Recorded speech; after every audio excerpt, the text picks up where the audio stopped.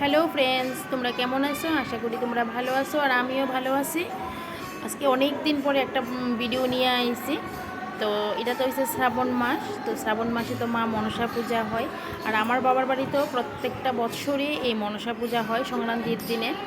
তো আমরা এই পূজাতে অনেক আনন্দ করি। 2-3 দিন তো এই পূজায় আমরা আনন্দ হয়। তো আগে তো এই পূজাতে প্রত্যেক দিন পদ্মপুরণ হইতো, কিন্তু এখন তো আর বই পড়ার মতো কেউ নাই যে প্রত্যেক দিন পড়বো। তো এখন কি করে, ওই শ্রাবণ মাস আইলে ওই একদিনেই পদ্মপুরণ দেয় বাড়িতে। তো ওই দিনটা আসিল কালকে। কালকে আমার বাবার বাড়িতে পদ্মপুরণ দিছে। তো তারা খুব সুন্দর গান করে, তারা গানগুলো খুবই সুন্দর। তারা গানটি শুনলে শোনারই ইচ্ছা করে। তো তারা যখন পদ্মপুরাণ শেষ করব তখন তারা তো প্রসাদ নিব।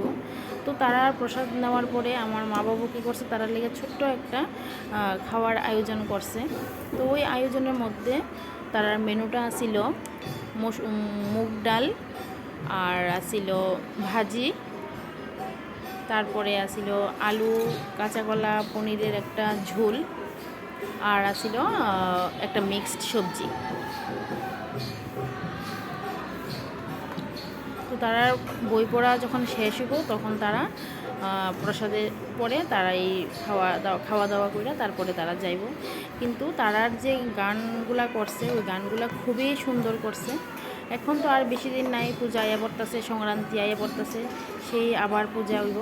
তো এই পূজাতে জানি না কতটুকু যাইতে পারুম, আশা তো করি যামু, আনন্দ